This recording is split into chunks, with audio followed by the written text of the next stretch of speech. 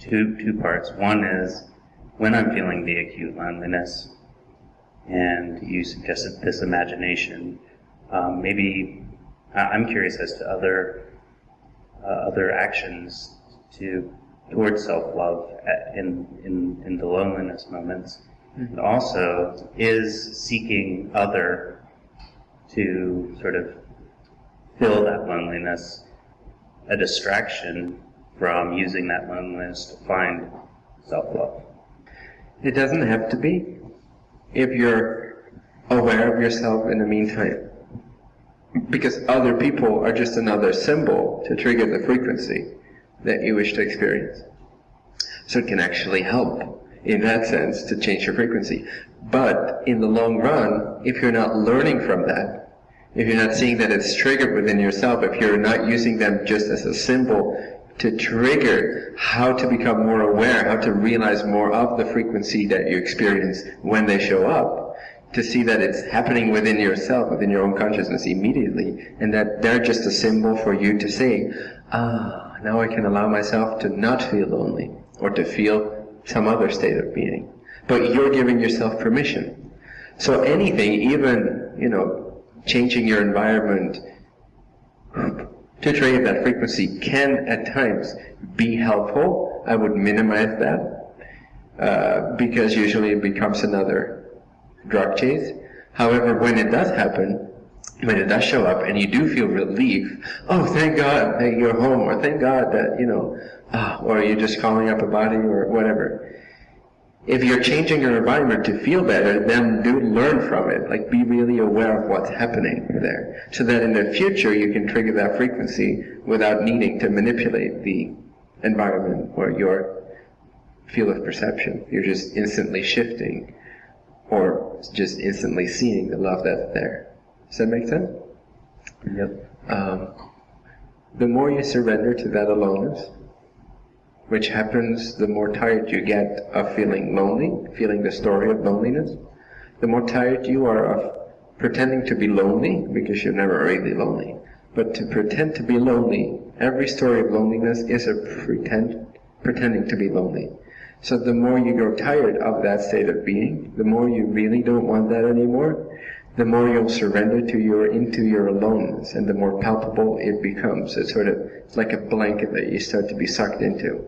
The blanket of aloneness, the vividness of isness. Aloneness is simply being. When you notice your aloneness, what you're noticing is your raw, naked being, without attributes, without entertainment. The more you surrender to that, by for a moment being tired of the entertainment, because based on the entertainment, you feel a lack when the entertainment is not there. Does it make sense? Entertainment here being anything that entertains you. Can be hanging out with friends, can be going to a movie, whatever entertains you. Without that, you may feel a lack at times. So then it's helpful to be aware of whether that's an actual lack, or whether that's simply because you've attached the frequency of love and passion and freedom with the particular form of entertainment that you feel now is lacking, thus I am lonely. It is still just pretending to be lonely, and then when they're there, pretending not to be lonely. Transcending both loneliness and non-loneliness is simply being, or aloneness. What you notice in your aloneness is the being that never leaves you. When you start to appreciate that, for the fact that it never leaves you, that it's always there, that it's vividly awake, present, comforting you, consoling you, the more aware you become of those hidden qualities, which are already there, they're simply hidden. The more you activate these by noticing that they're already there, that's how you realize something. Simply notice what's already there. The more you uncover the now, the isness, just uncover it by genuine interest in the depths of that aloneness, that beingness. You only have that genuine interest in the depth of it when you're sick and tired of pretending to be dependent upon circumstances, or upon the idea of loneliness or non-loneliness. When you're really tired of that, your interest will naturally go to, okay, so what remains? If the entertainment isn't working out for me, whether it's there or it's not there, Now what's the next step? How can I entertain myself on a deeper level? And then suddenly you start to become aware, you start to surrender to the aloneness that's simply here.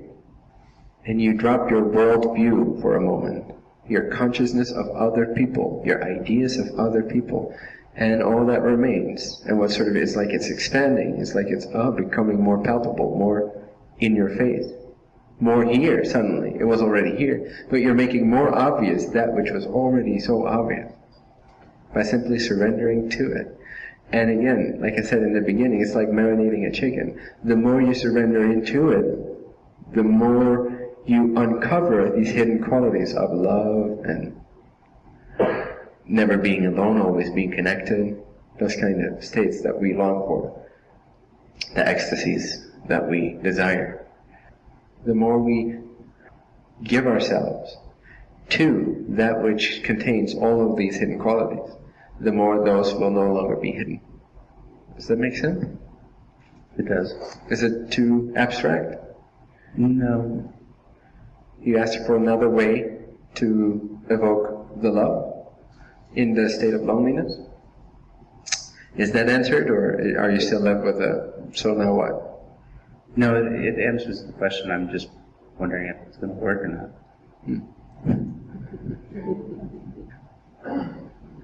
Do you want it to work? Yep. Give yourself, capital S, some credit when you're in those moments. Like give it credit, give it validity. When we're not giving it validity, we feel lonely. But the more credit we give our aloneness, our own presence, our own isness, our own existence, our sense, do you know what I'm talking about when I say existence? Our sense of existence? Our sense of being? You have the sense of being? You can recognize that? Yes. Just right now you're being here, right? You can notice that. It's always there. When you're alone, it's there. It's right here. It's always here. It's always here. It's always here. It's always here. It's always here. It's always here. Give more credit to that. Surrender more into that. Give yourself more to that. As if you're falling in love with yourself. Not the idea of yourself, but in a sense, falling in love with the absence of the idea of yourself. What remains there? The primordial idea of yourself, which is the isness. It's God's idea, or a source's idea of you, is that existence.